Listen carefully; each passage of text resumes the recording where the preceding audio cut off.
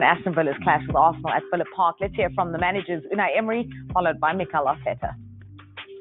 Tomorrow is another step ahead, playing against now maybe the best team in this season in the Premier League. They are the first in the table. And after the 4 we did on Wednesday, it's very important tomorrow, myself as well, to be efficient with my decision, how we are going to start with the player in the starting 11.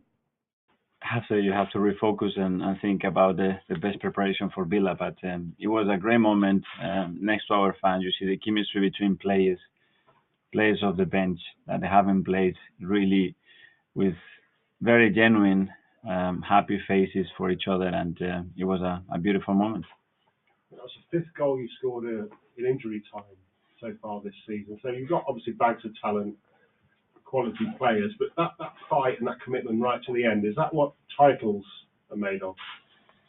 Well, I think a team has to have an unbelievable desire to win every match, and I think we've got that, and I think we've shown that time and time again. We could have scored earlier. There were certain moments that we could have done better to get the 3rd or the 4th goal before, but when it's not the case, the team has resources and has the skill right now to keep believing and actually doing what the game requires in that moment to win it. Not a massive test, of course, coming up on Saturday night. Aston Villa have won every game at home in the Premier League since you were last there. Yeah. What do you make of the run that they've been on? A huge credit to them, huge credit to Unai and the coaching staff for what they've done, the way they turn things around, the way they play. They're going to be a really tough opponent. It's a great place to go. It's one of my favorite grounds, very English ground. Great. Get the inevitable goalkeeper question out of the way. With David, obviously every footballer makes a mistake. As we said before, a goalkeeper makes a mistake, it's highlighted. But is it even more highlighted in his case because of the debate that's going on in terms of your number one? And has that affected him, do you think? Because the debate, but you got his form and what he has achieved since he's with us, and it's really, really impressive. But what can I say? I have 3 great goalkeepers. I'm really happy. I have great wingers that some of them are on the bench, but the question are not related to them. We have to accept that, but as well we have to support our players in the best possible way. We have to protect them and we have to get the best out of them. So I will focus much more on that. Every player needs the right support, the right love, and they deserve that. And he's had that this week, I'm sure, from his teammates.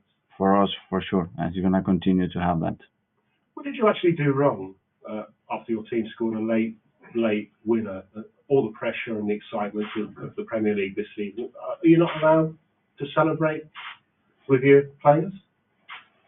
We are, but I think we have a boundary that maybe we have to extend, or we just need a very strong rope with the bench. So maybe we don't move, but we don't move means we don't move. All of us, we don't move.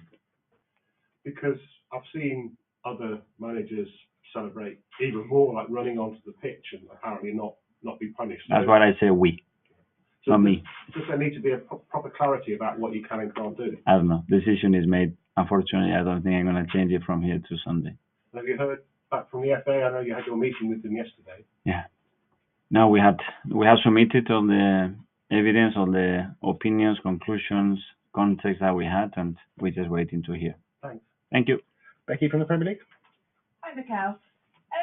Unai Emery, such an experienced manager. Is it remotely a surprise to you what he's done with that Villa team? No, I follow him since he was in Almeria. What he's done for every team has been always remarkable. He always improved the players, the team, the club, and he's Basque, like I am, and he's a manager that I really admire for what he's done in the game. He's done it in various countries, in different levels, and always been successful. So I'm really happy for him. Is it nice to have a different team in the top 4? Someone like Aston Villa to mix things up a bit? Well, it shows the quality of the league, and last year there were others, and it shows the competitiveness and the difficulty to be out there, but they fully merit where they are. And for the game at Villa, do you know where you have to watch it yet? Do you know where you'll be seated? I think I'm going to be in director's box. I don't know if it's a discussion we're going to have later on, but let's see. I will have a really nice view, hopefully. Thanks, Mikel. Okay, got Ian from TalkSport. Hi, Mikel, how are you? Hi. Unai Emery, when he was here, was it a case of wrong time? If he'd have been here another time, would he have done what he's doing at Villa here? Because you obviously rate him as a coach. Everyone rates him as a coach, as an elite coach. I don't know. The timing was as it was, and I think he still did some very good things here. But it's not for me to judge that. What stuff that he's done here, or he did here, are you benefiting from? Anything in particular? I don't know. It's well, the first season they had quite a strong season, and he did it straight away after coming from PSG, and he's carried on. After he went to Villarreal, he did incredibly well, and now he's doing really well at Aston Villa. He had a lot of experience and skill to get the best out of teams. Everyone talks in the Premier League when it comes to strikers about Erling Haaland and maybe Mo Salah. Do you think we're overlooking how good Ollie Watkins is? You'll be up against him tomorrow. Yeah, he's been tremendously consistent over the last few years, and he's a real threat. How do you stop him? Like with the strikers, don't give him the ball in the box. That's his main quality. And finally, going back to the other night, your celebration, the yellow card you got. Do you think sometimes you're being targeted by referees for getting a yellow card for celebrating? When it's human nature. After 90 minutes, he gets a winning goal. I don't know how to stop it. It was a really emotional moment. You have everybody bouncing around, and you lose sense of where you are, the space that you have to be in. And it was unfortunate because now I cannot be next to my team on the touchline. But it's a decision that they make. If you look strictly at the rules, yes, we cannot do that. You know that I think the context is different, and then Football, VAR stops you celebrating a goal instantly. Stop managers and coaches celebrating a win like that. Yeah. After that, straight away, I sit on my seat and I stay still there for 30 seconds. But that's after the emotion, you know. So on the moment, I think it's very difficult to demand that. Mikel Arteta received a yellow card in the celebrations for that goal out at Luton, and now won't be on the touchline. He was saying that he's going to keep celebrating that way. It's part of the job, being passionate. So I was just asking your opinion on it, and maybe you have a crazy manager story for us. I don't have a story, but I was in the dressing room once with Steve Bruce at that time. So you do have a story. Yeah. Come on, through with it. Okay, I'm in the dressing room, man. I'm in the dressing room, and we all sitting there, and this guy is dropping some bombs on us. And I'm like, at one point I go, Coach, can I ask you something? And he looks at me, and he was fuming. And I go, why are you swearing so much? He said, hey, get used to it. You're in England now. I was like, okay. I was like, why? And then he said, then after the game, we won the game. He goes, Mary, I'm sorry, man, but it's just the emotions. And I think that is exactly what's happening to Arteta. The emotions of coaches, people have to understand that. We were footballers before, and we were emotional. And now you're a manager. Why do you have to leave your emotions? Absolutely. I'm not saying like you always have to do that. But guys, come on now. Football is played to celebrate. And if you go over the top, I get it too, that they call us out and say chill out. But allow me to celebrate, please. Yeah. And to go there without their leader being on the bench it's making a tough game already tougher, because I don't think anybody wants to go to Villa Park this season. No, nobody does, because they're a fortress. They are near invincible. I was telling you that stat about them winning 14 games in a row. It's sensational. And I think it's got a lot to do with decision by Unai Emery to basically bring in and make Douglas Luiz his general, his midfield general. They've got protection for that back four. They've got dynamism going forward. They've got a back line. You can talk better than me about the defensive stability of the side. But nobody is able to go there. In fact, there was a point that you made earlier that I do agree with. Because of the defensive stability of any side, the offensive players find it easier to go forward and do what they do. They make their own luck, as he does here, Leon Bailey. Yeah, but it's the same with Tielemans. Tielemans couldn't get in the team a couple of games ago. Now, look at it. They brought him in the game. He brought more calmness, because Tielemans' game is that, getting on the ball and I supply, right? But now Douglas got it, begins the energy of what he brings. It helps the team, of course, because people might say, hey, but he is the guy that makes it happen. He sets the tempo. And on top of all coming of that, here, you need that. I think lots of people, when you hear punditry, people say ex-manager's done a great job, but they don't talk about what that job is. When you look at Villa, you can be specific. Look at that run of form. Defensively, they're better. They're scoring more goals. At home, they are impenetrable. I think as far as individual players are concerned, like Diaby, he's got better. Yeah. Leon Bailey is better. John Absolutely. McGinn, as you say, he's a huge figure creatively in terms of scoring goals. And Ollie Watkins now, I think, is becoming a better and better. 20 goals now so far in this calendar year for him. They're up against an Arsenal side, most points, most away wins.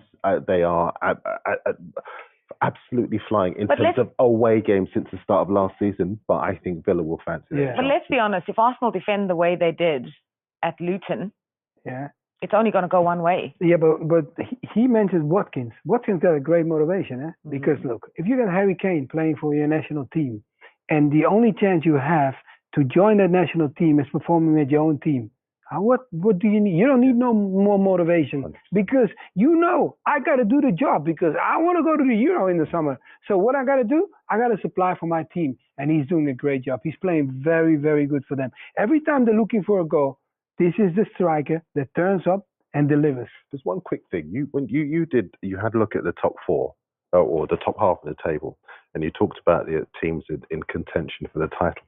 And I noticed you didn't mention Villa. Oh, I just said Liverpool could go top. That's simple maths. That's not opinion. I'm just giving a little shout out for the Villa. I think Villa are in the mix. I think Villa got a little bit of a chance. That's just simple maths, man. I was saying they could go top. Don't worry, the coach already said. Emery said we have to take it easy. Yeah. We are there now. He says we're in the mix, but we have to take it easy. I bet you any money, the Villa Park High Road, top four minimum. But the way that City are, 27 points, I think it is. We are within range of the top now, and no one's looking at us because we've not done it in the Premier League. We got a chance. Are they title contenders for you? I would say more. I will go Champions League for them. Title not yet, because I feel like this run of time is going to come, and it's their first time coming in this mix, kind of like after a long time. I'm talking about my experience, long time. I feel like Champions League is already a big step. So to go then for the next step, I think they need. But you don't think they'll go into the transfer window and buy someone in January, but about 2 or 3 players and say, look, we've got a chance. This may never come again. Yeah, but they don't have to be desperate because they're in the comfort zone. If you're desperate, they go and buy. If you're not desperate and where they are, they don't look desperate, they don't feel desperate, and everybody's raving about it, I'm not sure if you have to. I just think that spending money. You know what? Away from home, I think they've won 2 out of 12 games. Yeah. If it's away from home. Yeah. If they'd have won, say, 6 out of 12 games, let's think about where they would be now in the league. Yeah. So if they can bring someone in that makes them better defensively, they can bring in more goals from midfield, and if they can bring in maybe another striker, let's say they go for Ivan Toney in January and say to him, listen, you won't play first team football elsewhere, but you could do with us. They're bringing more goals from midfield. My producer says I could probably go home. She's loving this chat. We'll carry on today. What we will do is call her in Jan. I love him. We'll call you in Jan and get your official thoughts on any transfer they make or don't make. We've got to move on, though. You are winning games and a lot. You are the best team in the world. And when you are not winning, it's a crisis. But it's no need to leave the situation that to don't know it. We knew it. We are not used to don't win games. 4 games without winning, but we play against top teams because Chelsea, Liverpool, Tottenham, and Aston Villa right now, they are an exceptional team.